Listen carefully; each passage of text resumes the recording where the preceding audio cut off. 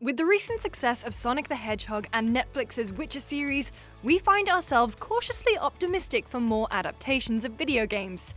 So here's your quick refresher of some video game movies and TV shows that are currently in the works that we're weirdly excited for.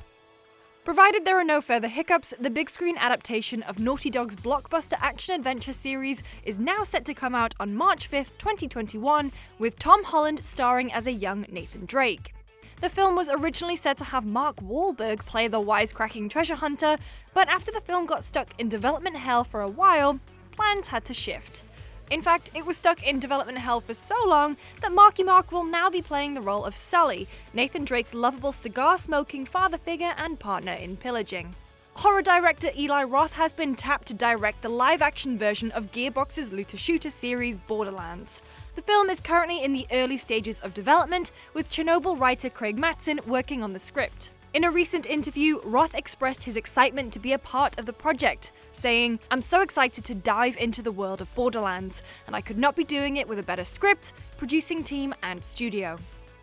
Outside of the Ubisoft live-action YouTube shorts that premiered back in 2016, a movie based on the post-apocalyptic third-person shooter is currently set to be released exclusively on Netflix.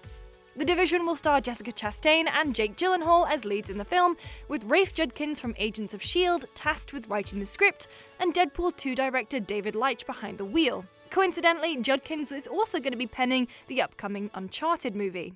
Back in 2007, Halo fans were given a small taste of what a live-action movie could look like in a short created by District 9 director Neil Blomkamp called Halo Landfall. Fast forward 13 years and a 9-episode television series is currently in production, and if all goes according to plan, it'll be released sometime early in 2021. The Tom Clancy verse is no stranger to its source material being used in both video games and Hollywood. With the recent success of the Jack Ryan series on Amazon, it looks like Paramount is also looking to get in on the action by producing 2 movies focusing on the character of John Clark. Michael B. Jordan will be playing the character in 2 movies, one based on the novel of Rainbow Six and the other based on its origin story, Without Remorse. Stefano Sollima, the director behind Sicario: Day of the Soldato, has also been attached to direct. The Resident Evil movie franchise is proof that success and longevity can be found in video game movie adaptations. After numerous well-performing movies, yes, we know they weren't actually all that good, but they did do very well at the box office, Capcom's survival horror franchise is now shuffling onto Netflix in the form of a series.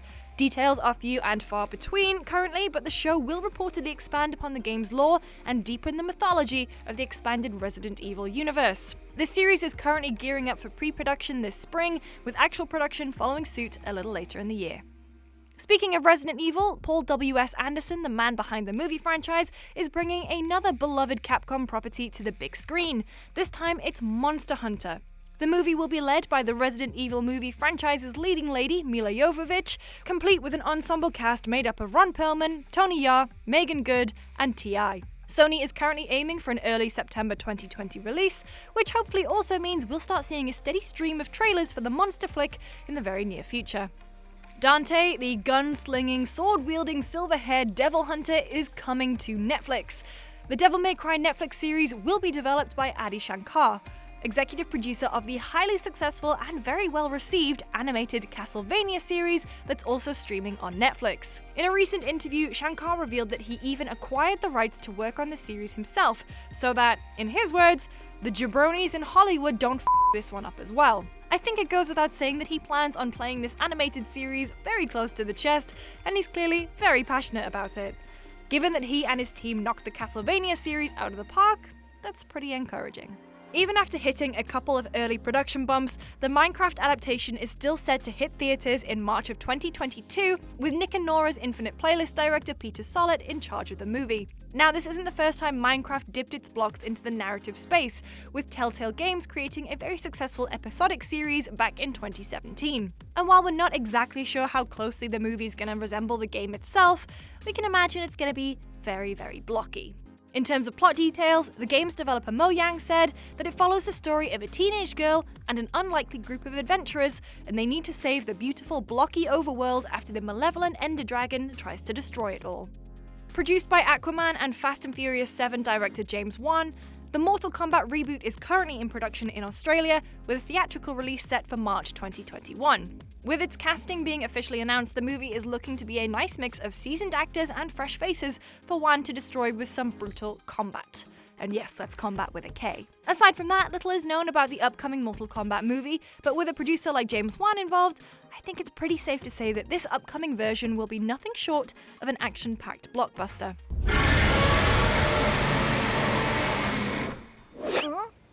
Come on!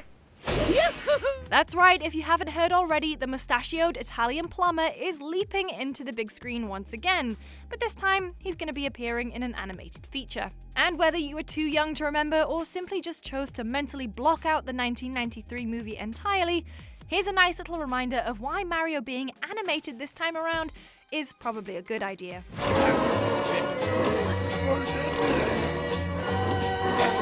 Yep, those were Goombas. And these guys were supposed to be these guys.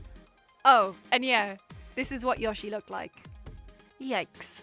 This time around, however, Nintendo will no doubt do more to make sure their precious plumber is treated right, given how popular and lucrative the Mario franchise is now.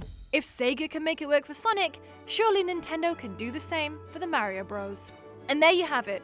Those are some upcoming video game adaptations that we're weirdly excited for. Are there any games not in production that you think deserve the Hollywood treatment? Let us know in the comments section down below. And for more on all the games, movies, and TV shows we listed, make sure to keep your eyes peeled to GameSpot.